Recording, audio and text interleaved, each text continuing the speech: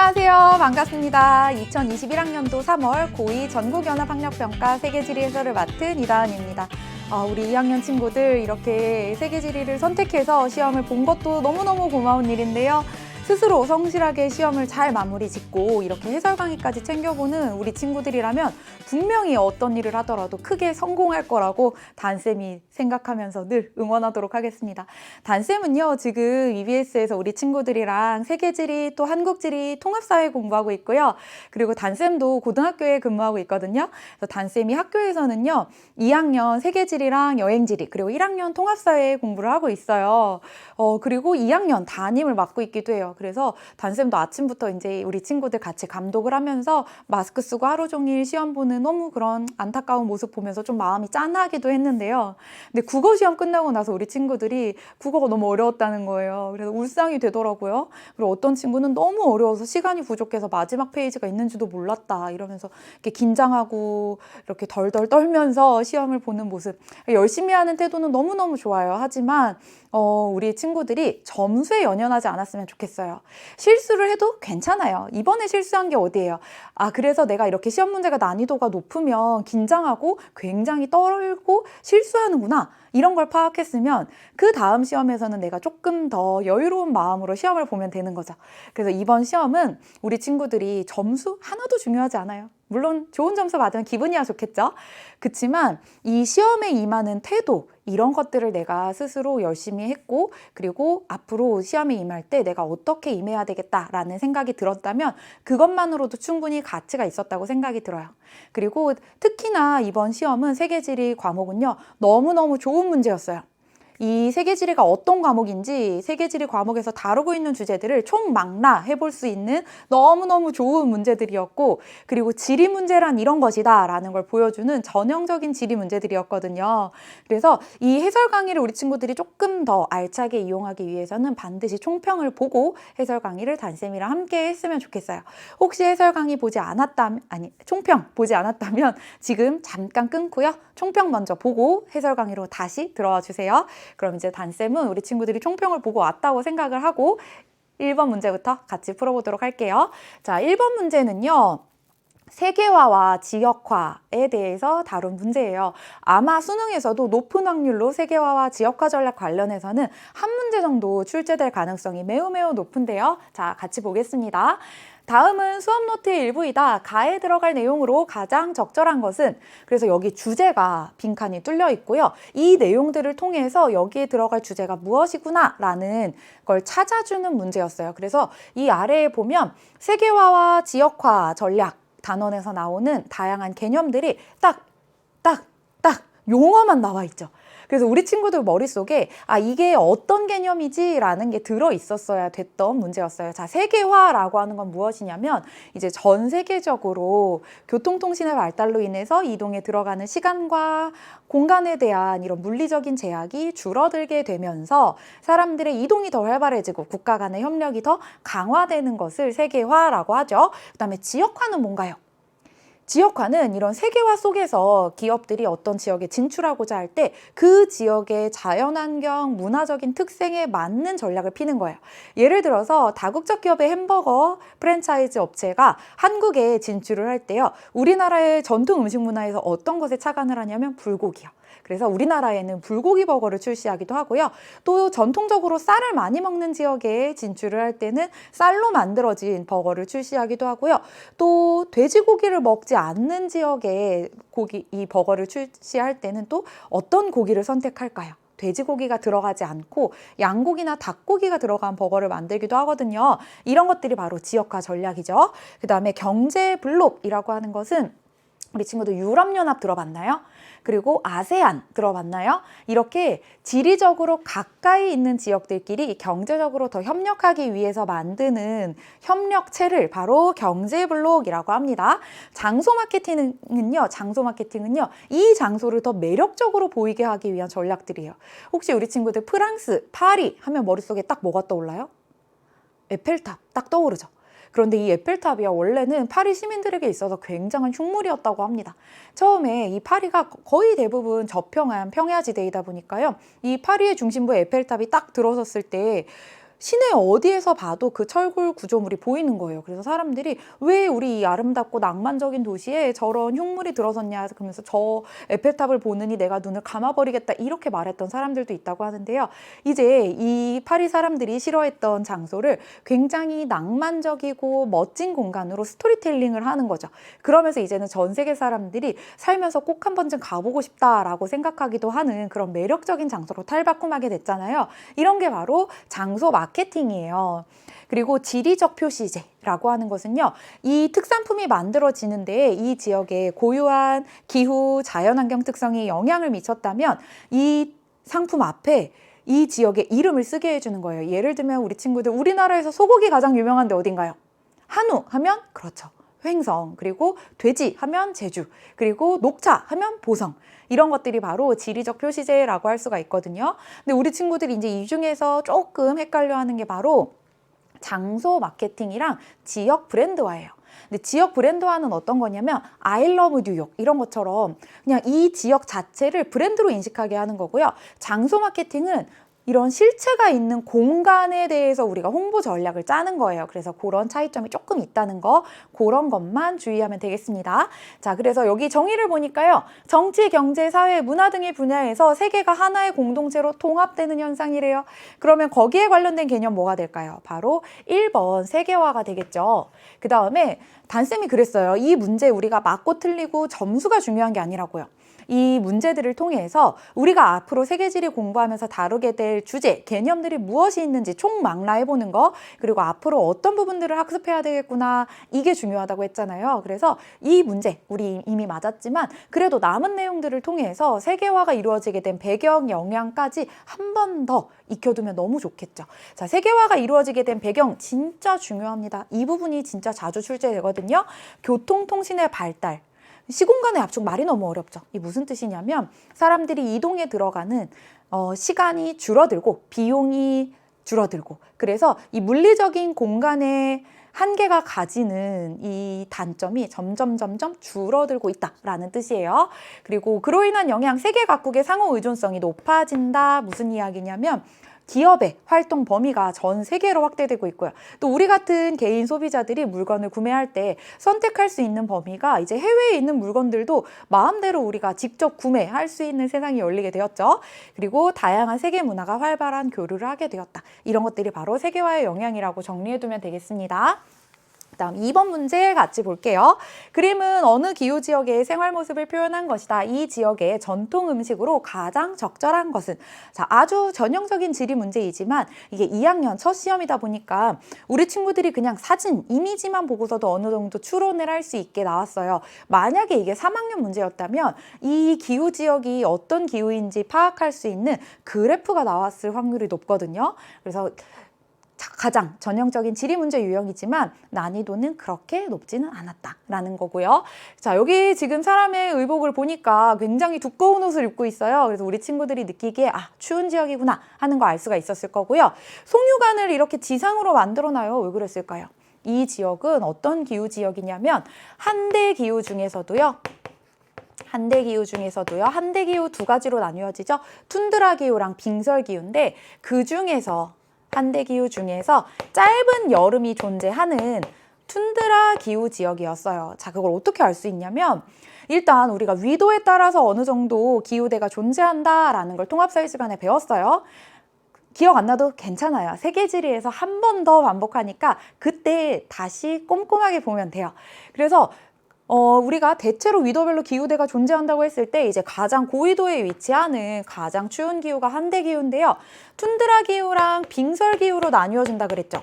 둘의 차이점은 무엇이냐면 빙설 기후는요, 진짜 얼음, 빙, 눈설, 1년 내내 기온이 0도씨 아래인 기후를 이야기하고요. 툰드라 기후는 그럼 차이점이 무엇이냐면 기온이 0도 이상으로 올라가는 짧은 여름이 존재한다는 거예요. 그래서 이 시기 동안에 땅에 이끼라든지 이런 작은 생물체들이 살 수 있게 돼요.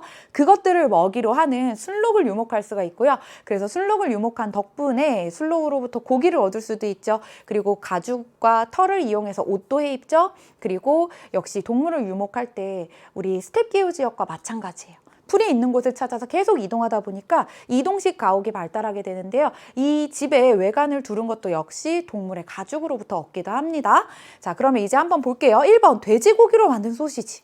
자, 돼지는요, 체온이 38도 넘어가면 헉헉거리다가 죽을 수도 있대요. 그래서 이 체온을 떨어뜨리기 위해서 물이 많은 환경에서 이렇게 물에서 뒹굴면서 그렇게 체온을 떨어뜨려야 한다고 하거든요. 그래서 돼지는 일반적으로 수변한 기후 지역에서 많이 길러요. 그래서 온대 기후 지역에서 특히 많이 기르기도 하고요. 그리고 순록의 날고기를 말린 육포, 이 순록이 바로 그림에 있는 요 사슴 친구예요. 그래서 순록의 날고기를 말린 육포, 이게 바로 정답이 되겠고요. 2번이. 자, 그런데 왜 날고기를 먹을까요? 주변에 나무를 구하기가 굉장히 힘든 환경이잖아요. 그래서 땔감을 구하기가 어려웠기 때문에, 그리고 농사를 짓기가 어려운 굉장히 추운 환경이었기 때문에 이렇게 날고기를 먹으면서 비타민이나 무기질을 섭취할 수 있었다고 해요. 그래서 우리가 그냥 이 사람들 날고기를 먹는다라고 해서 어떻게 저럴 수 있어? 라고 하면 안 되는 거죠. 만약에 우리도 이런 기후 환경에서 태어났다면 같은 선택을 하지 않았을까요? 그래서 우리가 세계지리를 공부하면서 이렇게 다양한 기후 지역, 다양한 자연 환경의 삶의 모습을 이해하고 존중하는 태도를 기르는 것도 너무너무 중요한 거라고 생각이 들어요. 왜냐하면 우리 친구들이 지금은 우리 동네에서만 생활하고 있지만 대학만 가더라도 이제 전 세계에서 유하고 온 많은 친구들을 만나게 되죠. 또 우리 친구들이 세계로 뻗어나가서 다양한 세계인들을 만나게 될 거잖아요. 그래서 이렇게 다양한 문화를 존중하는 태도를 우리가 가져야 되겠습니다. 그 다음 3번, 밀로 만든 납작한 빵과 양고기는 일반적으로 건조기후 지역의 전통적인 음식이에요. 왜냐하면 밀 같은 경우에는요, 조금 건조하고 추운 지역에서도 잘 자라요. 기후에 대한 적응력이 높기 때문에. 그리고 양도요, 양은 건조한 환경에서도 잘 자라거든요. 아주 조금의 물만 있으면 돼요. 그래서 건조기후 지역에서 과거부터 오래전부터 유목을 해왔던 동물이었습니다. 그 다음에 4번, 망고와 파파야, 대표적인 열대과일이죠. 열대기후 지역의 음식일 테고요. 다양한 향신료를 사용한 볶음밥, 자, 이런 경우에는 아무래도 기후가 더운 지역이다 보니까 그래서 향신료를 많이 쓰고요. 그리고 볶음밥, 이렇게 센 불에 음식 재료를 빨리 볶아서 음식이 상하는 걸 방지하기 위한 조리법이었던 거예요. 그래서 5번도 역시 열대기후 지역의 음식 문화라는 거 알 수가 있습니다. 이렇게 2번 문제까지 해결해 봤고요. 이제 3번 문제 같이 볼게요. 다음 자료에 가하 환경 문제가 지속될 경우 나타날 수 있는 현상으로 옳지 않은 것은? 자, 1.5도가 무너지면 모두가 무너집니다. 그러면서 이것으로 인해 동식물은 물론 인간까지 도미노처럼 생명을 위협받고 있대요. 어떤 현상에 대한 이야기일까요? 우리 모두의 삶터인 지구를 지키기 위해서 평균 기온 상승 폭을 2100년까지 1.5도 이내로 억제하자라는 내용, 바로 파리 협정에 대한 내용입니다. 근데 우리 친구들이 당황하죠. 그럼 저희가 전 세계에 이런 다양한 협약을 다 알아야 되나요? 아니요. 대표성을 띠는 협약, 우리의 삶에 직접적인 영향을 미치는 협약들 공부하면서 시험에 나올 만한 것들은요, 또 학교 선생님들이나 또 담임쌤이 다 짚어드릴 거거든요. 그런데 이렇게 여기 평균 기온 상승폭을 2100년까지 1.5도씨 이내로 억제하자, 어떤 환경 문제 때문에 이런 협약을 만들게 된 걸까요? 바로 기후변화, 지구온난화, 이것이 핵심 키워드가 될 텐데요. 그럼 기후변화와 관련된 협약들은 여태까지 무엇이 있었는지 한번 정리해두면 좋을 것 같아요. 자, 가장 먼저 기후변화에 대해서 논의를 하면서 우리가 이 지구의 지속 가능성을 논의해야 되겠다라는 이런 협약의 출발점이 되었던 것은요, 바로 브라질의 리우데자네이루에서 있었던 환경협약이었어요. 그 다음에 이것에 대한 이제 구체적인 실천 방안을 만들었던 것이 바로 일본의 교토의정서. 일본에서 만들어진 교토의정서. 그런데 이제 이 교토의정서가 협약이 종료되면서 그것을 대체하기 위한 게 바로 파리협정인데요. 파리협정의 중요한 키워드는 무엇이냐면, 이제 선진국과 개발도상국 모두에게 이런 온실가스를 줄여야 된다라고 온실가스 감축의 의무를 부여합니다. 그런데 선진국은 여태까지 오염을 많이 시켜왔잖아요. 그래서 선진국에게는 조금 더 목표치를 높게 주고 개발도상국에게는 조금 더 목표치를 낮게 줘요. 그리고 선진국이 개발도상국에 이런 기후변화와 관련된 산업들, 친환경 산업들을 육성하는 데 기술적인 지원 그리고 재정적인 지원을 해야 한다라고 규정한 협약이 바로 파리 협정이 되겠어요. 그러면 이것과 관련된 내용으로 옳지 않은 것. 자, 1번 남극의 빙하 분포 범위가 확대됩니다. 자, 기후변화, 지구온난화라고 하는 것은요, 지구의 평균 기온이 높아지면서 남극에 있는 빙하가 녹아서 없어지는 걸 의미해요. 그래서 빙하 분포 범위가 확대되는 게 아니라 축소되는 거겠죠. 자, 이 문제에서 1번 고른 친구들의 특징은 문제를 제대로 읽지 않는 친구들. 그래서 이러한 것이 이렇게 이루어질 경우 나타날 수 있는 현상, 그래서 파리 협정 약속했으니까 빙하가 늘어나겠지. 이렇게 접근하는 친구들. 그래서 우리 문제를 꼭 꼼꼼하게 읽는 연습도 해야 되겠어요. 그 다음에 2번 영구동토층의 분포 범위가 축소된다. 영구동토층은 우리가 앞에서 2번 문제에서 봤었던 툰드라 지역에 나타나는 층인데요. 이름에서 알 수 있는 것처럼 영구, 영원히 얼어있는 층이라는 거예요. 그래서 마지막 빙기 이후에 지금까지 계속 꽝꽝 얼어있는 층. 그래서 지층의 온도가 0도 이하인 층을 이야기해요. 그런데 지구온난화가 계속 유지가 된다? 그러면 영구동토층의 분포 범위도 빙하처럼 축소되겠죠. 그 다음 해수면 상승으로 해안 저지대가 침수된다. 그래서 투발루는 국토 포기를 선언했잖아요. 그리고 열대성 해충으로 인한 질병 발생률이 증가한다. 우리나라에서도요, 이미 열대성 질병을 옮기는 매개체인 모기들이 활동하고 있다는 게 매년 여름 뉴스에서 보도가 되고 있거든요. 이런 열대성 해충으로 인한 질병 발생률 증가하게 될 거고요. 그리고 기상이변에 따라서 비가 적게 오는 지역은 더 적게 와요. 가뭄 더 심각해지고 있고요. 그리고 비가 많이 오던 지역은 또 더 많이 와요. 게다가 우리나라도 우리 친구들 느끼겠지만 집중호우의 빈도가 더 늘어나고 있다는 거예요. 이렇게 기상과 관련된 자연재해, 이상기후, 이상현상들이 더 많아지고 있다는 겁니다. 그래서 이 문제의 정답은 1번이 되겠네요. 이제 4번 문제로 같이 넘어가 보도록 하겠습니다. 자, 4번 문제도 역시 전 세계의 기후에 대한 문제였는데요. 역시나 아주 전형적인 지리 문제였고요. 우리가 기후를 파악할 때는 이것이 온대기후 지역인지 열대기후 지역인지 냉대기후 지역인지 한대기후 지역인지 이걸 파악하는 것도 중요하지만 또 한 가지 남반구인지 북반구인지도 확인을 해야 되거든요. 근데 어렵지 않아요, 우리 친구들. 자, 우리를 기준으로 생각하면 돼요. 북반구의 중위도에 살고 있는 우리에게 6월, 7월, 8월은 여름인가요? 겨울인가요? 여름이죠. 그러면 6월, 7월, 8월이 가장 기온이 높다면 그 지역은 북반구에 위치한 지역인 거예요. 마찬가지로 만약에 가장 더운 달이 12월, 1월, 2월 이쯤에 형성이 되어 있다면 우리와 계절이 반대인 남반구 지역이라고 할 수가 있겠죠. 그럼 북반구, 남반구는 어떻게 구분하냐고요? 자, 여기 지도에 위도, 영도, 적도가 표시가 되어 있죠. 항상 기후 문제에서 적도에 선을 긋는 연습을 해주세요. 이 적도를 기준으로 위쪽은 북반구, 아래쪽은 남반구 지역이 되겠어요. 그럼 이제 자료를 한번 같이 볼게요. 산타클로스가 야외 눈썰매장에서 아이들과 함께 눈썰매를 타고 있다. 자, 크리스마스의 경관인데요. 12월이 지금 이 지역은 여름인가요? 겨울인가요? 야외 눈썰매장이라고 했으니까 이 지역은 지금 겨울이라는 거고 이것을 통해서 북반구의 어느 지점이구나 라는 걸 찾을 수가 있는 겁니다. 그 다음에 나의 자료를 한번 볼까요? 산타클로스가 해변에서 해수욕을 즐기는 아이들에게 선물을 주고 있대요. 우리 겨울에 해수욕 하진 않잖아요. 그래서 이 지역은 12월에 여름이구나. 이것을 통해서 이 지역은 남반구의 어느 지점이구나 라는 걸 찾을 수가 있었습니다. 그럼 이제 지도로 한번 가볼게요. 자, 지도에서 출발점이 북반구에 해당되는 것이 여기 B와 C 두 군데가 있어요. 나머지 다른 그래프들은요. 나머지 A와 C 두 군데가 있네요. 나머지 다른 그래프들 B나 D나 E는요. 이미 출발점이 남반구에 있기 때문에 틀린 내용들이 되겠고요. 자, 그럼 A와 C 중에 누가 정답일까? 이제 이걸 알기 위해서 우리 친구들 한 가지만 더요. 지금 12월에 겨울이다. 이걸 통해서 우리가 여기가 북반구인 것까지 알았어요. 그런데 눈이 막 내리고 있어요. 그러면 두 지역 중에서 12월에 눈이 많이 내리는 지역은 어디일까요? 아무래도 위도가 더 높은 지역이지 않을까요? 그래서 C가 정답이겠구나 의심을 하면서 이제 C의 날을 살펴봤더니 남반구의 어느 지점, 오스트레일리아의 어느 지점이라는 걸 알 수가 있겠죠. 그래서 12월이 겨울이고 눈이 많이 오는 곳, 그리고 12월이 여름인 곳, 그래서 C, 3번이 정답이 되겠습니다.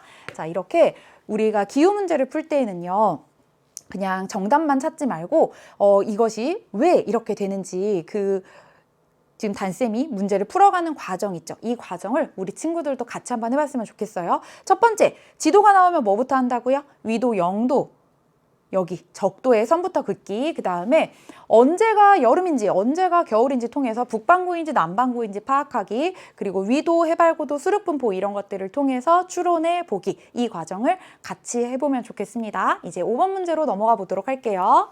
자, 다음 조건을 모두 만족하는 국가에 어떤 기업에서 해외 지점을 설립하고자 한대요. 이게 바로 단쌤이 총평에서 이야기했던 GIS 문제.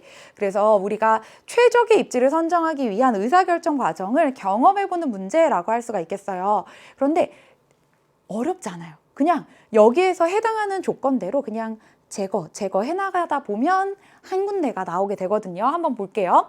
자, 인구 밀도가 일단 제곱킬로미터당 25명 이상인 국가에 설립을 한대요. 그리고 여기 후보 국가에 A, B, C, D, E 나와 있는데요. 사실 이 문제는 우리 친구들이 A, B, C, D가 어떤 국가인지 몰라도 푸는데 전혀 지장은 없어요. 그래서 한번 같이 해볼까요? 일단 인구 밀도, 여기 그래프 보면서 25명 이상인 국가라고 했으니까요. 여기 A가 해당이 되겠고요. 그 다음에 B도 해당이 되겠고요. C는 안 되겠네요. C는 15 미만이니까 C는 안 돼요. 그 다음에 D도 해당이 되겠네요. 그 다음에 E는 해당되지 않죠. 15에서 25 사이니까요. 이렇게 해당되는 곳 아닌 곳을 제거해 가면서 체크하면서 풀면 됩니다. 그 다음에 1인당 국내 총생산이 1만 달러 이상인 국가에 설립을 한다고 했어요. 그래서 여기 지도에서 1 이상인 곳 찾아주니까 D 지역만, 지금 A, B 지역은 안 되네요. 그래서 D 지역만 해당되는구나, 이렇게 찾아낼 수가 있었어요. 자, 그러면 우리가 A, B, C, D 어떤 나라인지 몰라도 문제 푸는데 전혀 지장은 없었지만 앞으로 세계지리 공부하는데 어떤 주제가 중요한지 알기 위해서 이 나라도 어딘지 한번 같이 찾아볼게요. 자, A는 어디냐면 베네수엘라 볼리바르예요. 풍부한 석유 매장량을 바탕으로 다양한 복지 정책을 펴왔었는데요. 이제 석유 산업 시설을 과도하게 무리하게 국유화하다가 이제 그 과정에서 다른 기업들의 신뢰를 잃어버리게 되었고, 또 국제 석유 가격이 높아지고 하면서 지금 경제가 침체되고 있는 나라이죠. 그 다음에 B 지역은 어디냐면 우리 친구들 아까 우리가 이렇게 위도 0도의 선 쭉 그었던 거 생각나나요? 그래서 적도가 위치하는 나라 바로 에콰도르가 되겠습니다. 그 다음 C 나라는 어디냐면 진짜 안타까운데요. 원래 이 칠레 북부에 있는 해안이 이 나라 것이었다고 해요. 하지만 전쟁에서 이 지역을 빼앗기게 되죠. 그리고 우유니 소금 사막, 우리 친구들의 버킷리스트 여행지이기도 한데요.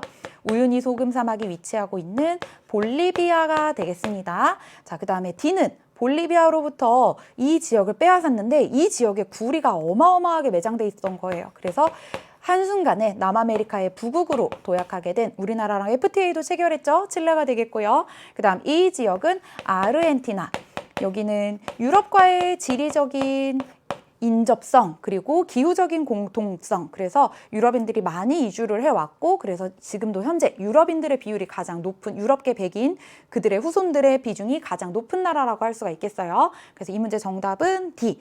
그래서 그렇게 GIS 문제치고 어려운 문제는 아니었어요. 근데 우리 친구들이 만약에 3학년 때 이런 문제를 풀게 된다면 그때에는요 조금 더 어려워질 수 있어요. 그래서 조건별로 점수를 부여하고 점수가 가장 높은 한 지점을 찾는다든지 이렇게 조금씩 어렵게 출제될 수가 있습니다.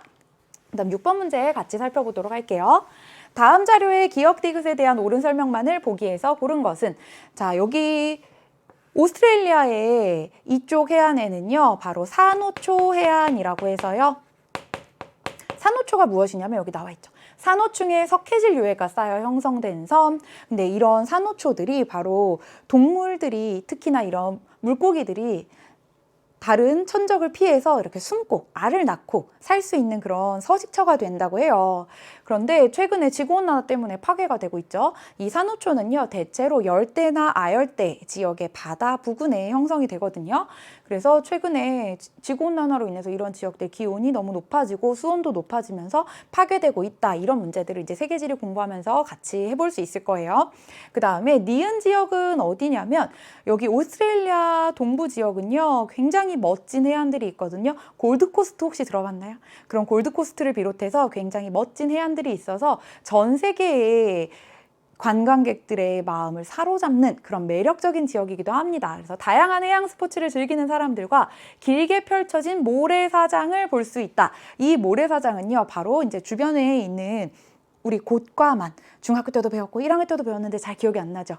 곶과만이 무엇이냐면 이렇게 해안선이 들쭉날쭉하게 있을 때 바다 쪽으로 나와 있는 부분이 곶, 그리고 육지 쪽으로 들어가 있는 부분이 만. 그래서 이런 모래사장은 어디에 형성되냐면 이런 만에 형성이 되거든요. 그래서 주변의 곳에는 파도가 세게 치니까요. 이렇게 파도가 치면서 깎인 물질들이 만에 퇴적이 되어서 만들어지는 지형이에요. 그래서 그 정도만 알면 풀 수 있는 문제였어요.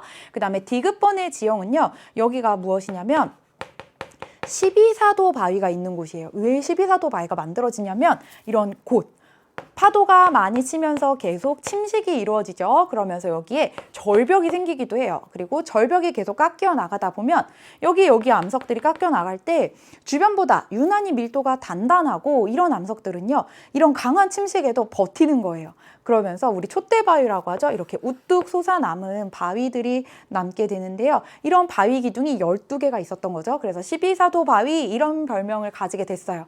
그런데 지금은요, 1년에 한 2cm씩 계속 침식이 이루어지고 있대요. 그러면서 12개의 돌기둥 중에 8개밖에 남지 않았다고 합니다. 그래서 지형은 계속해서 변화하는 거구나라는 걸 알 수가 있겠고요. 이렇게 해안 절벽 앞에 기둥 모양의 바위인 시스텍이 늘어선 모습을 볼 수 있다. 이걸 통해서 여기 곳에 위치한 지역이구나 하고 생각해 볼 수가 있겠어요. 이제 보기 같이 볼게요. 기역은 수심이 깊고 수온이 낮은 해안에 주로 분포한다. 네, 맞는 설명이라고 볼 수 있을까요, 여기? 수온이 낮은 해안? 아까 단쌤이 그랬죠. 산호초 해안은 열대, 아열대 사이의 바다에 형성이 된다고요. 그래서 수온이 낮은 해안, 틀린 설명이라고 볼 수가 있겠죠. 그 다음에 니은번, 주로 조류의 퇴적 작용으로 형성된다. 자, 조류가 뭐였더라? 우리 친구들 생각나는 친구들도 있고 아닌 친구들도 있을 텐데요. 밀물, 썰물의 움직임을 조류라고 하거든요. 그로 인해서 만들어지는 지형은 갯벌 지형. 여기에는 지금 모래사장이니까 지금 여러분들이 이 내용을 완전히 이해하려고 하지 않아도 괜찮아요. 앞으로 세계지리 공부하면서 파랑이라고 하는 것은 이 파도가 칠 때 바람에 의해서 물결이 생기는 것을 파랑이라고 하거든요. 그리고 연안류라고 하는 것은 이런 해안선의 굴곡 때문에 해안선에 가까이 들어오면서 이 바닷물의 흐름이 바뀌게 돼요. 이런 것들에 의해서 퇴적이 되어서 만들어진 거예요. 그래서 우리가 앞으로 세계지리 공부하면서 이런 내용도 공부하겠구나. 이 정도만 기억해도 괜찮습니다. 그 다음 니은번 맞는 설명 아니죠. 조류 때문에 틀린 설명이라고 했고요. 디귿번 같이 볼게요. 디귿은 파랑의 침식작용으로 형성되었다. 맞는 설명이죠. 그 다음 리을번, 니은은 만, 디귿은 곳에서 잘 발달한다. 그래서 디귿, 리을이 정답이 되겠고요. 5번이 정답이 되겠네요. 이제 7번 문제 같이 한번 살펴볼게요. 다음 공모전에 제출된 학생의 작품 중 주제에 적합한 것만을 보기에서 고른 것은? 자, 세계의 빙하지형이라고 합니다. 빙하지형은 아무래도 고緯도 지역에 분포하겠죠. 그래서 빙기 때 유난히 더 추웠던 지역들의 이제 빙하의 작용으로 만들어진 지형들인데요. 여기 첫 번째 한번 볼까요? U자국이 침식된 피오르, 지금 보면 여기 배가 떠다니고 있는데요. 옆에 산지의 경사가 매우 가파른 걸 알 수가 있죠.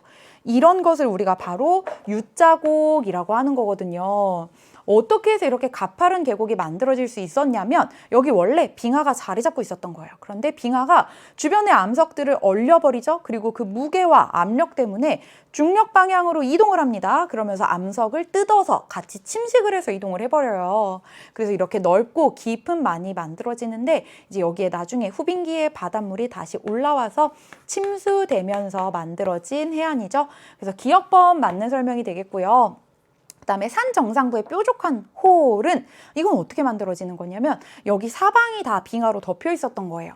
그런데 역시 이 빙하가 무겁고 압력이 세다 보니까 아래로 이동을 하죠. 그때 역시 혼자 이동하지 않고 주변에 있는 암석들을 얼려서 같이 뜯어서 이동을 해요. 그러니까 빙하는 침식력이 어마어마한 거죠. 그렇게 해서 깎이고 살아남은 이런 꼭대기 부분을 홀은이라고 합니다. 그래서 기역 디귿 2번이 정답이 되겠고요. 여기 니은번의 지형은요. 동굴 천장에 뭔가가 매달려 있대요. 종유석, 그리고 석순, 석주 이런 것들이 있는 걸로 봐서 여기는 석회암이 기반함인 곳이구나. 그리고 이렇게 석회암이 녹아서 만들어진 다양한 지형이 나타나는 곳들을 우리가 카르스트 지형이라고 해요. 낯설죠? 당연하죠. 하지만 자, 앞으로 세계지리 공부하면서 익숙해질 거예요. 그리고 버섯 모양의 바위 이런 것은 어떻게 해서 만들어지냐면 여기가 굉장히 건조한 지역이고 모래가 충분한 지역이에요. 그래서 바람이 불 때 아무런 장애물이 없으니까 모래가 바람을 타고 이동을 하다가 이렇게 바위 아랫부분에 통 튀기면서 이 바위 아랫부분만 침식이 집중됐던 거예요. 그래서 이렇게 깎아놓은 것처럼 버섯 모양의 조각 같은 바위가 만들어졌는데 이런 것들은 우리가 어디에서 볼 수 있냐면 주로 사막과 같은 건조 지역에서 볼 수 있어요. 모래가 많고 바람이 부는데 아무런 장애물이 없는, 식생이 없는 지역이니까요. 그래서 이렇게 세계의 다양한 지형의 경관들과 관련된 문제도 같이 풀어봤습니다. 이제 8번 문제로 같이 넘어가 볼게요. 다음 자료는 관광 안내문의 일부이다. 가에 들어갈 내용으로 가장 적절한 것은 여기 극한의 자연을 체험하러 떠나요 이런 내용이 나와 있는데요. 얼른 코로나가 종식이 돼서 우리 친구들도 이렇게 자유롭게 여행을 다닐 수 있으면 얼마나 좋을까. 선생님이 이 문제를 풀면서 그런 생각이 들더라고요. 같이 한번 볼게요. 자, 이 체험 프로그램의 내용들을 쭉 봤더니요. 사구에서 즐기는 모래 썰매. 요즘에 이런 사막 지역에서요. 나타나는 모래 언덕을 사구라고 하는데요. 이 사구에서 모래를 타고 썰매를 타는 이런 샌드보딩 이런 것들이 굉장히 인기를 끌고 있다고 합니다. 그리고 오아시스 이런 단어를 통해서 우리 친구들이 아, 여기 건조한 기후 지역이구나 하고 눈치챌 수가 있었을 것 같아요. 그런데 우리 친구들이 생각하기에 건조 기후는 아무것도 농사를 지을 수 없을 것 같지만 그런 극한의 환경에 적응을 한 대추야자와 같은 식물들은 키울 수가 있거든요. 말리면 대추야자는 한 2년에서 3년까지도 보관할 수 있다고 해요. 그래서 이런 사막 지역에서 오랫동안 이동해야 됐던 사람들에게 너무너무 중요한 식량 자원이었던 거죠. 그다음 강한 햇볕, 그렇기 때문에 이 지역의 전통적인 의복을 보면 얇은 천으로 온몸을 휘감는 그런 옷들을 볼 수가 있고요. 챙이 긴 모자와 선글라스, 그래서 태양이 굉장히 쨍쨍 내리쬐는 지역이구나 하는 거 알 수가 있겠죠. 게다가 지도에서 위치까지 알려줬어요. 그래서 건조한 기후 지역이구나 하는 거 알 수가 있었고, 이제 1번부터 한번 같이 볼게요. 사막의 배라고 불리는 낙타 타기. 1번부터 정답인 거 알 수가 있겠죠. 그럼 나머지는 왜 틀렸나 한번 같이 볼까요? 자, 타이가의 오솔길을 걸으며 산림욕하기. 자, 여기 사막 지역이에요. 근데 숲이 있을까요? 게다가 타이가는요, 냉대기후 지역의 숲을 이야기해요. 원래는 시베리아 지역의 숲을 의미하는 용어였는데 이것이 그냥 전 세계의 냉대림을 대표하는 용어로 쓰이고 있거든요. 그래서 냉대림이라고 하면 어떤 나무냐면요, 우리 친구들 소나무. 모든 학교들에 소나무 한 그루쯤은 있잖아요. 그렇게 잎이 뾰족뾰족한 나무들이라는 거예요. 그래서 2번 틀린 내용이죠. 다음 3번, 눈 덮인 얼음 위를 달리는 개썰매 타기. 자, 이런 지역에서 눈 덮인 얼음 위를 달리는 개썰매 타기 뭔가 적합하지 않죠. 냉대기후 지역이나 한대기후 지역에서 있을 법한 일이에요. 그 다음 열대림의 나무 위를 연결한 구름다리 걷기. 이것은 어떤 기후 지역일까요? 이름에서 알 수 있듯이 열대기후 지역에서 체험할 수 있는 내용이겠고요. 야생동물의 숨결을 느껴보는 사파리 체험. 역시 열대 사바나 기후 지역에서 할 수 있는 체험이라고 할 수가 있겠죠. 그래서 이 문제 정답은 1번이었습니다. 이제 9번 문제 같이 볼게요. 이게 정말 전형적인 지리 문제이고 사실 이 문제는요. 3학년 문제라고 해도 손색이 없을 정도로 아주 좋은 문제였습니다. 그래서 우리 친구들이 좀 어려워했던 친구들도 있을 것 같아요. 특히나 이렇게 그래프 다루는 문제 이런 거 익숙지 않았던 친구들 어려울 수 있는데요. 어떻게 보는 건지 단쌤이 다 알려드릴게요.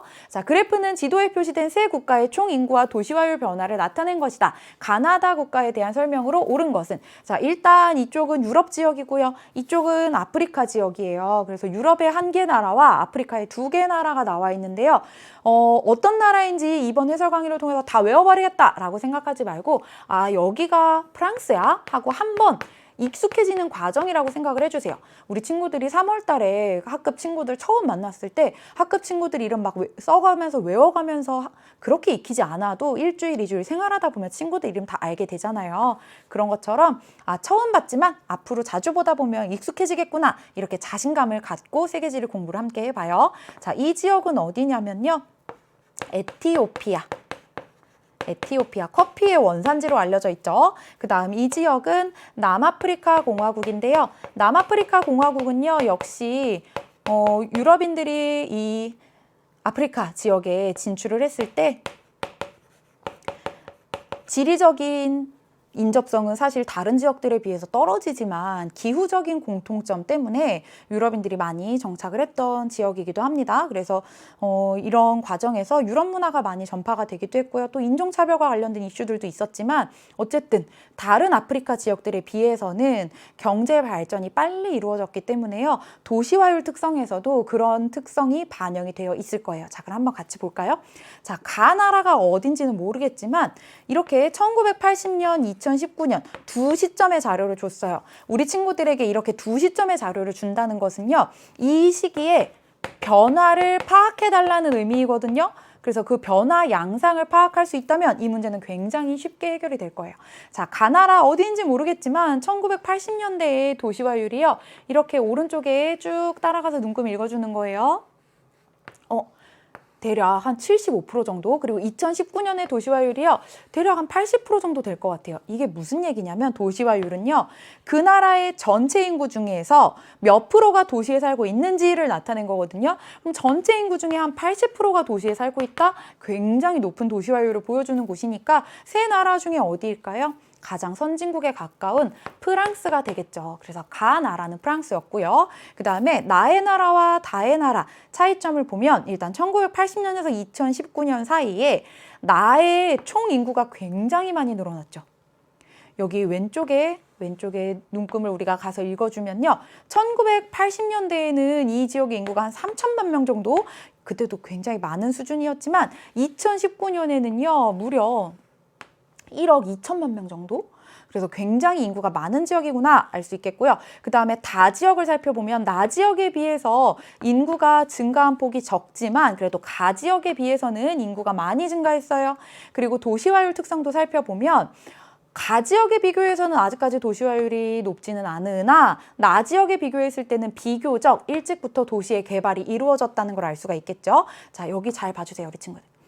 도시화율이 50%라는 게 무슨 의미냐면 이 나라에서 도시에 사는 사람이 50% 그리고 촌락에 사는 사람이 대략 50%라는 이야기거든요. 근데 나의 지역은 2019년에도 도시화율이 50%가 되지 않고 있죠. 그렇다는 이야기는 이 지역의 사람들은 도시보다 촌락에 더 많이 거주하고 있구나라는 거예요. 그래서 세 나라들 중에서 경제적인 발전이 가장 최근에서야 이루어진 나라. 그래서 나가 에티오피아 그리고 다가 남아프리카 공화국이 되겠네요. 그럼 이제 보기 같이 볼게요. 1번, 가는 아프리카에 위치한다? 아니죠. 가는 유럽에 위치합니다.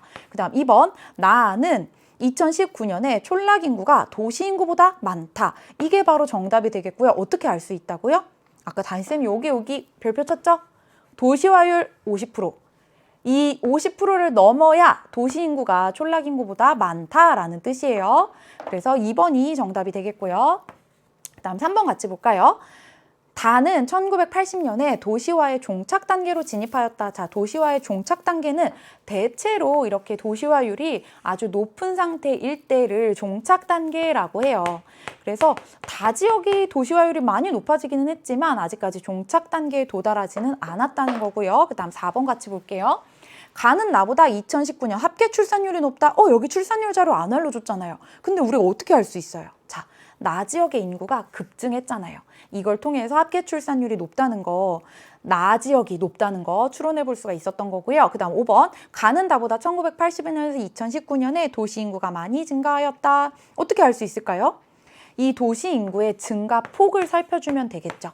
다가 가보다 더 많이 증가했다는 거 알 수 있었습니다. 그래서 이 문제 정답 2번이었어요. 이제 10번 문제 같이 볼게요.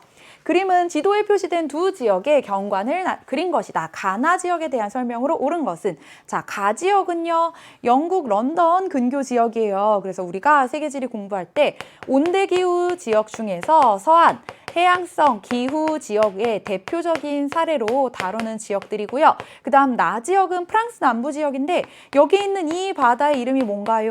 지중해. 그래서 지중해 연안에서 많이 나타나는 지중해성 기후 지역의 대표적인 사례가 되겠어요. 그런데 지금 이 시험은 2학년 시험이기 때문에 전통적으로 많이 출제가 되는 지중해 지역을 다루고 있지만 사실은 지중해 지역이 아니더라도 지중해성 기후가 나타나요. 미국 서부에도 나타나고요. 오스트레일리아에도 나타나고요. 자, 그래서 곧 비가 올 듯한 구름 낀 하늘, 이런 게 바로 서한 해양성 기후의 특징이죠. 그래서 서늘한 여름, 온화한 겨울, 그리고 1년 내내 강수량이 비슷하게 많이 내리는 수변한 기후고요. 그다음 강렬하게 내리쬐는 태양, 그리고 누렇게 메마른 풀, 굉장히 건조하고 더운 환경인 걸 보여주고 있는데요. 지중해성 기후의 여름은 흡사 건조 기후와도 비슷할 정도예요.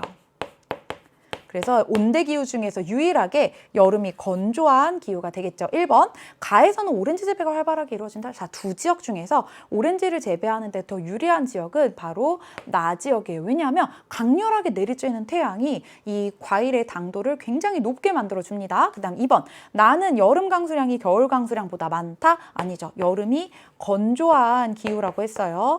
여름이 흡사, 건조 기후와도 비슷할 정도다. 그래서 틀렸고요. 3번, 가는 나보다 연평균 기온이 높다. 자, 두 지역 중에서 그래도 위도가 낮은 지역이 더 연평균 기온이 높지 않을까요? 그 다음 4번, 나는 가보다 태양광 발전에 유리하다. 자, 가 지역은 항상 곧 비가 올 것처럼 구름 낀 하늘이에요. 1년 내내 수변한 기후 지역이고 나 지역은 여름철이 거의 비가 내리지 않으니까 태양광 발전에 유리하겠죠. 그래서 4번 정답. 가나 모두 계절풍의 영향을 많이 받는다? 아니죠. 가, 나는요 모두 중위도의 타월풍인 편서풍의 영향을 많이 받는 지역입니다. 그래서 지금은 세계지리 공부하면서 나오는 키워드들만 기억하면 된다고 했어요. 이 정도로 10번 해설 마무리하고요. 11번 같이 보겠습니다. 다음 자료에 가나 종교를 지도의 ABC에서 고른 것은, 자, 가의 신자들이 영혼을 정화하기 위해 겐지스강에서 목욕을 하는 모습. 왜 겐지스강을 신성시 여기냐면 이곳의 물이 히말라야 산맥을 지나서 오기 때문에 모든 약초를 다 만나고 온다는 거예요. 그래서 이 겐지스강에서 목욕을 하면 영혼이 정화된다고 믿는다고 합니다. 그래서 인도에서 많이 믿는 종교인 힌두교에 대한 이야기였고요. 가는. 그래서 인도의 종교 분포 그래프에서 C에 해당하는 게 바로 힌두교가 되겠죠.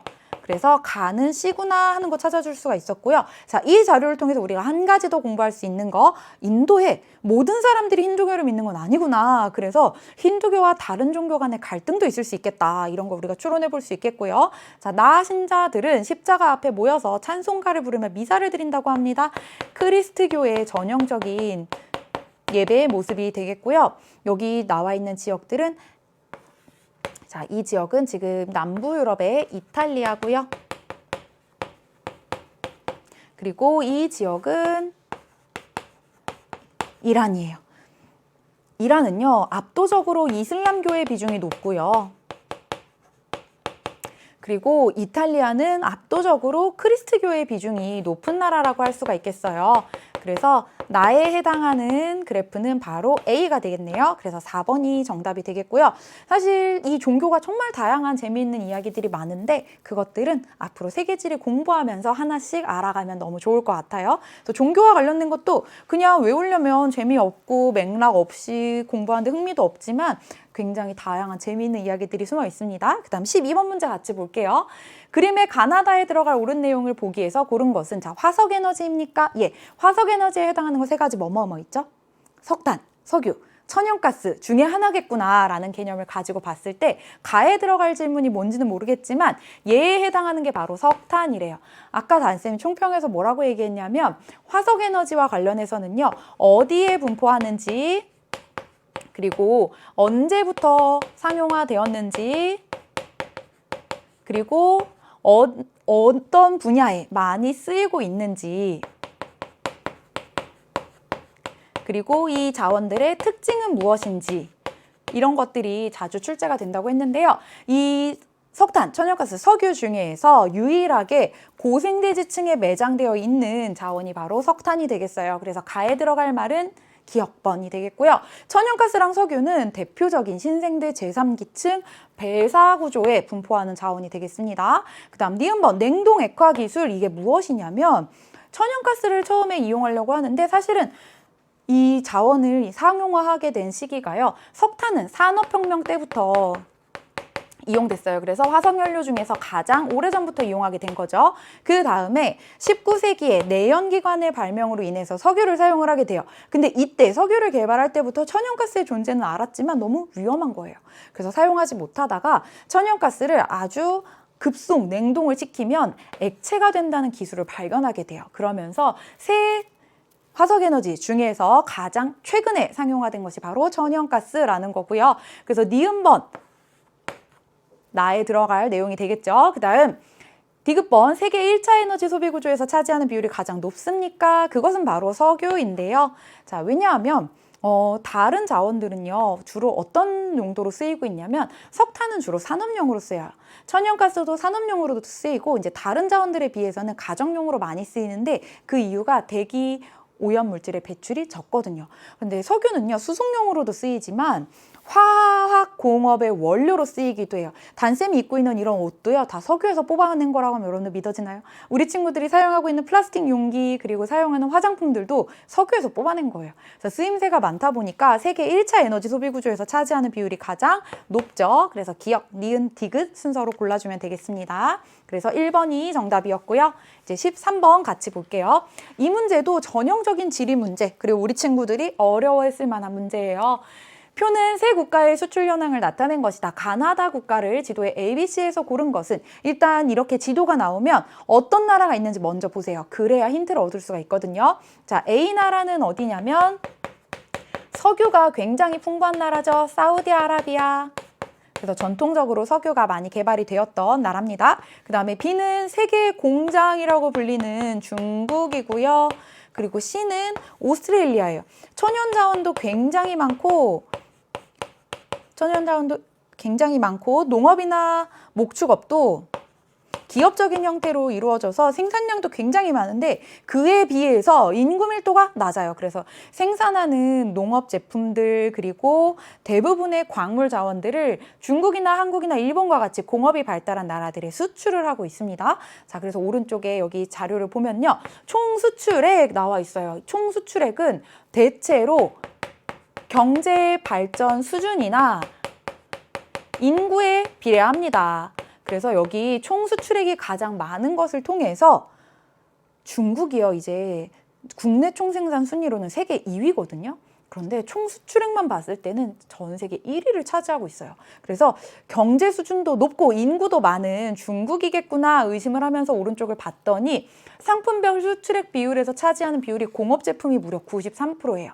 우리 친구들 가지고 있는 물건 중에 메이드 인 차이나 한번 찾아보세요. 진짜 많거든요. 그래서 나가 바로 B, 중국이 되겠고요. 그 다음에 가랑 다 우리 친구들이 굉장히 헷갈렸을 거예요. 왜냐하면 총 수출액이 거의 비슷해요. 수출의 규모 거의 비슷하고요. 그리고 광물 및 에너지 비중도 거의 비슷한 거예요. 그런데 여기에서 포인트가 되는 게 뭐냐면 바로 농림축수산물이죠.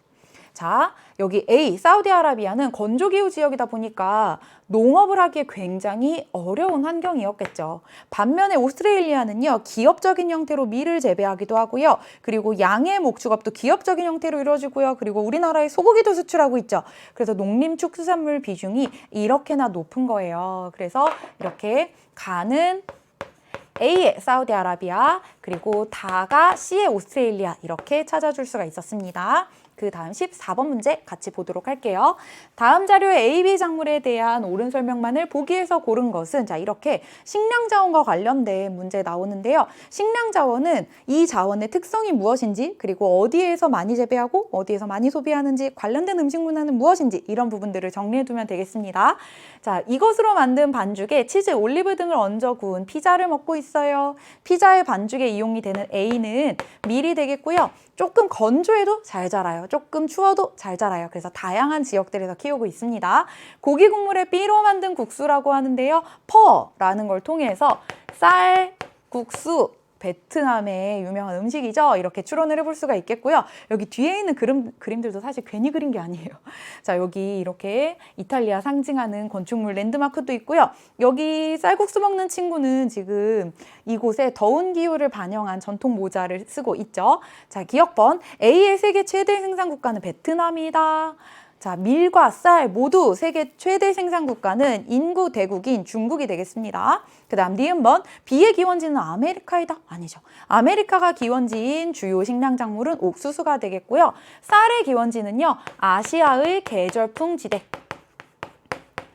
그래서 최근에 발견된 것에 의하면 우리나라가 최초로 쌀을 재배했던 지역이다라는 연구도 있더라고요. 그 다음 디귿번 A는 B보다 국제 이동량이 많다. 맞는 이야기예요. 왜냐하면 아까 봤던 문제랑 연계가 되는데요. 오스트레일리아에서 밀의 생산량이 굉장히 많다고 했어요. 그런데 그 나라에서 소비되기에는 이 생산량이 너무너무 많다 보니까 다른 나라들에 수출을 합니다. 특히 인구 밀집 지역인 아시아와 유럽 지역으로 많이 수출을 하고 있거든요. 그래서 국제 이동량이 더 많은 것은 밀이라고 할 수가 있겠어요. 쌀은 주로 생산되는 지역에서 소비되기 때문에 국제 이동량이 많지 않아요. 그 다음 리을번 A는 밀, B는 쌀이다. 그래서 디귿, 리을 5번이 정답이 되겠네요. 이제 15번 문제 같이 보겠습니다. 자, 이것도 전형적인 지리 문제인데 이게 우리가 이제 2학년 첫 시험이다 보니까 대륙적인 스케일에서 비교하는 문제가 나왔어요. 그래프는 두 지역의 연령별 인구 구조를 나타낸 것이다. 가나에 대한 설명으로 옳은 것은 단 가나는 각각 아프리카, 유럽 중 하나임. 자, 이런 거 어떻게 보냐면 여기 일단 0살부터 80살까지 각각의 연령대별로 사람들이 이 지역에 몇 명이 있어 라고 그린 거예요. 알겠죠? 그래서 여기에서 14세까지는요, 우리가 인구학적으로 볼 때 유소년층이라고 이야기하는데요. 가 지역은 다른 연령층보다 유소년층이 굉장히 많다는 것이 눈에 띄죠. 그 다음에 나를 살펴보면요. 가랑 비교했을 때 65세 이상이 굉장히 많다는 걸 알 수가 있어요. 다른 연령층에 비해서 65세 이상이 차지하는 비중이 굉장히 큰데요. 우리가 이것을 인구학적으로 뭐라고 하냐면 65세 이상을 노년층이라고 합니다. 그리고 또 한 가지, 여성에 비해서 남성이 몇 명인지를 여자 100명당 남자의 수로 성비로 나타내기도 하는데요. 주로 노년층에서는 여자가 더 평균 수명이 길기 때문에 여자가 더 많은 모습을 나타내고 있어요. 그런데 성비는 항상 여자가 기준이고 여자 100명당 남자가 몇 명이지 이렇게 나타내는 거라서 이렇게 여자가 많을 때 우리는 뭐라고 표현을 하냐면 성비가 낮다 라고 표현을 합니다. 그럼 이제 같이 보기 한번 볼게요. 1번 가는 노년층 인구가 유소년층 인구보다 많다. 어떻게 알 수 있어요? 유소년층 인구는 14세까지, 그리고 노년층 인구는 65세부터. 노년층 인구 요만큼, 그리고 유소년층 인구 이만큼이니까 유소년층 인구가 더 많다는 거 알 수 있겠죠. 그 다음 2번, 나는 노년층에서 남성이 여성보다 많다? 아니죠. 여성이 더 많은 거 알 수 있었고요. 3번, 가는 나보다 기대 수명이 길다? 자, 기대 수명이 무엇이냐면 이 사람이 여기에서 태어났을 때 몇 살까지 살겠구나 라고 예측되는 나이인데요. 지금 이 그래프를 통해서 우리가 추론을 해봤을 때 아무래도 노년층인 비중이 높은 나 지역에서 평균 수명도 높고 기대 수명도 높지 않을까요? 그 다음 4번, 가는 나보다 지역 내 3차 산업 종사자 비율이 높다? 자, 이걸 통해서 우리가 알 수 있는 게 나 지역은 일단 유소년층 비율이 적다는 것은 여성의 사회 참여가 활발한 지역이구나 라는 거고요. 그렇다는 것은 여기는 산업화가 일찍부터 시작됐구나. 특히나 노년층의 비중이 많다는 것은 이곳은 경제 수준이 매우 높은 곳. 그래서 의료, 보건, 위생 수준도 높은 곳이라는 걸 알 수가 있어요. 우리가 지금 코로나 백신도요, 선진국이 먼저 백신을 수급해서 사람들에게 접종을 하고 있잖아요. 그래서 이렇게 의료, 보건, 위생 수준, 경제 수준이 모두 높기 때문에 사람들의 평균 수명, 기대 수명이 긴 거죠. 그래서 경제 수준이 높다는 게 뭐를 의미하냐면 3차 산업 비율이 높은 거예요. 그래서 4번도 역시 틀렸고요. 5번, 가는 아프리카, 나는 유럽이다. 5번이 정답이 되겠네요. 그다음에 16번 문제 같이 보도록 할게요. 자, 16번 문제는 우리가 조금 여행하는 기분으로 볼 수 있지 않나 생각이 들어요. 그림은 어느 도시의 모습을 상징적으로 나타낸 것이다. 그래서 여기에 자유의 여신상만 보고서 아, C 뉴욕이지 이렇게 찾아낸 친구들도 있을 텐데요. 단쌤이 그랬죠. 이 문제 맞고 틀리는 게 중요하다고요? 아니에요. 이 문제를 통해서 앞으로 우리가 뭘 공부하겠구나 그 감을 잡는 게 중요하다고 했는데요. 여기에 또 무엇이 나와 있냐면 세계 금융 중심지 월가, 자, 월스트리트라고 하죠. 이곳에서 증시를 어떻게 결정하느냐가요. 우리나라 증시에도 영향을 미쳐요. 그래서 월가를 뭐라고 하냐면 세계 경제의 중심지라고 합니다. 자, 그리고 국제연합 본부가 바로 이곳에 위치해 있는데요. 그래서 이곳을 뭐라고 부르냐면 세계 정치의 중심지라고 불러요. 그래서 이렇게 정치적으로, 경제적으로, 전 세계적으로 영향력을 미치는 도시를 세계도시라고 하는데요. 이런 세계도시들에도 계층이 있습니다. 그래서 세계도시들 중에서도 이렇게 전 세계적으로 미치는 영향력이 마치 한 국가보다도 더 큰 영향을 미칠 때 이런 도시들을 최상위 세계도시라고 하는데요. 최상위 세계도시는 전 세계에 딱 세 군데 있어요. 뉴욕, 그리고 도쿄, 그리고 영국의 런던이요. 그래서 이런 도시 체계에 대해서도 앞으로 같이 공부해 볼 거예요. 그러면 지도에 나와 있던 A는 어떤 도시였냐면 아까 단쌤이 에펠탑 있다고 했던 곳이에요. 그렇죠. 파리가 되겠고요. 그리고 여기는 어디냐면 남아프리카 공화국의 케이프타운. 네, 그리고 E는 어디냐면 아까 단쌤이 그랬어요. 우리가 기후변화와 관련 협약이 3가지 있다. 그중에서 맨 처음 협약이 체결되었던 곳이다. 리우 데 자네이루. 이곳에서 이제 스포츠 행사도 있고 하면서 유명해졌죠. 또 리우 삼바 카니발 이 지역 맞아요. 그래서 이렇게 다양한 세계의 지역들까지 위치 살펴봤습니다. 한 번에 이 지역들의 위치를 다 기억하려고 하지 말라고 했어요. 오늘은 아 이런 곳들이 있구나. 우리가 새 학기에 새로운 친구 만나서 이름 알아가듯이 그렇게 기억만 해주면 되겠습니다. 이제 17번 문제 같이 볼게요. 지도는 어느 신재생 에너지의 국가별 발전 설비 용량을 나타낸 것이다. 이 신재생 에너지에 대한 설명으로 옳은 것은 자 역시 이 지도 처음 보고 우리 친구들이 내가 다른 나라의 신재생 에너지까지 알아야 돼? 그렇지 않아요. 대표성을 띠는 지역들만 나온다는 거예요. 그래서 우리는 오늘 이 지도를 처음 보고 딱 했겠지만 굉장히 세계지리에서 자주 나오는 지도고요. 우리 친구들이 이제 세계지리 공부하다 보면 이런 지도 나왔을 때 정말 자신감 있게 이게 무슨 발전 방식인지 바로 맞출 수 있을 거거든요. 오늘은 처음 봤으니까 단쌤이랑 같이 한번 볼게요. 자, 어떤 나라들이 표시가 되어 있냐면 여기 첫 번째로 아이슬란드요. 아이슬란드는 여기가요. 사실은 다 화산지대예요. 그래서 화산지대에 이 바닷속에 있는 산맥 일부가 화산 활동으로 인해서 만들어진 산맥의 일부가 해수면 위로 올라와 있는 곳입니다. 그래서 지열 발전 이런 것들 많이 하는 지역으로 대표적이고요. 이탈리아, 터키 역시 신생대에 만들어진 조산대가 지나는 지역들이에요. 마찬가지로 인도네시아, 필리핀, 판해 경계 부근에 있어서 지진 활동 많이 일어나는 지역이고요. 인도네시아는 심지어 하루에 화산 폭발이 3번 일어난 적도 있어요. 그 다음 여기 어떤 지역일까요? 미국이랑 멕시코 역시 판해 경계에 위치해서 지진, 화산 활동 활발한 지역들. 그래서 이런 지역들에서 많이 이루어지는 방식이라고 했을 때 지열 발전이구나 라는 걸 찾아낼 수가 있겠죠. 그래서 1번, 기후 조건에 따른 발전량의 변동폭이 작다는 것이 지열 발전의 장점이고요. 기후 조건에 따른 발전량의 변동폭이 큰 것은 무엇이 있냐면 태양광, 태양열, 풍력 이런 것들이 있겠죠. 수력 이런 것들이요. 그 다음 2번, 조수간만의 차이가 큰 지역이 생산에 유리하다? 그렇다면 조류, 밀물, 썰물을 이용하는 발전이겠죠. 2번은 조력 발전에 대한 이야기가 되겠고요. 그 다음 3번, 판해 경계부에 위치한 지역에서 개발 잠재력이 크다. 이게 바로 지열 발전에 대한 설명이죠. 그래서 3번이 맞는 설명이 되겠습니다.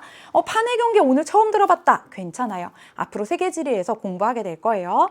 그 다음 4번, 유량이 풍부하고 낙차가 큰 지역이 개발에 유리한 것은 수력 발전이 되겠고요. 그 다음 5번, 바람이 많이 부는 산지나 해안 지역이 생산에 유리하다. 바람을 이용하는 발전 방식 바로 풍력이 되겠습니다. 그 그래서 단쌤이 지금 바로바로 이야기하는 거 보면서 우리 친구들이 막 신기하다 할 텐데요. 이 신재생 에너지의 입지 조건은 기후나 지형의 영향을 굉장히 많이 받아요. 그래서 친구들도 세계지리 공부하면 단쌤처럼 이렇게 자동으로 말할 수 있게 될 거예요. 그 다음 18번 같이 볼게요. 다음 자료의 가나 국가를 지도에 ABC에서 고른 것은, 자, 가는 세계 최대의 커피 생산 국가래요. 이 지도에서 나와 있는 곳들이 어디가 있냐면 A는 캐나다가 되겠고요. 우리 세계지리 공부하면서 미국, 캐나다, 멕시코 협정 관련해서도 공부할 거고, 또 이 퀘벡 지역의 언어 갈등에 대해서도 공부하게 될 거예요. 그 다음 B 지역이 바로 멕시코, 미국, 캐나다, 멕시코 협정 체결 이후에 어떤 변화가 나타났는지, 또 안타깝게도 이 지역에 고산 도시, 잉카 문명은 이 안데스 지역에 있던 문명이고요. 여기에 아스테카 문명, 마야 문명 이런 고대 문명들이 있던 곳인데, 그런 도시를 유럽인들이 파괴하고 자신들의 도시를 새롭게 건설합니다. 그게 바로 오늘날의 멕시코 시티거든요. 그로 인한 영향 같이 세계지리에서 공부하게 될 거고요. C 지역은 어디냐면 최근에 열대우림 화재로 연일 뉴스에 오르고 있는 브라질 지역이 되겠어요. 자, 근데 이 질 중에서 세계 최대의 커피 생산 국가, 그리고 소를 굉장히 많이 키우고 목초지를 조성하기 위해서 열대림이 파괴되고 있는 나라, 바로 C, 브라질이 되겠죠. 근데 우리가 세계 최대의 커피 생산 국가가 브라질이라는 거 어떻게 알아요? 이것도 역시 세계지리 공부하다 보면 알게 되는데요. 유럽인들의 플랜테이션의 영향 때문이에요. 아까 단쌤이 커피의 원산지 어디라고 했어요? 에티오피아라고 했죠. 근데 최대의 생산 국가가 브라질이라는 것은 유럽인들의 기호에 맞게 농업이 발전되게 되었구나라는 안타까운 면을 보여주고 있는 거고요.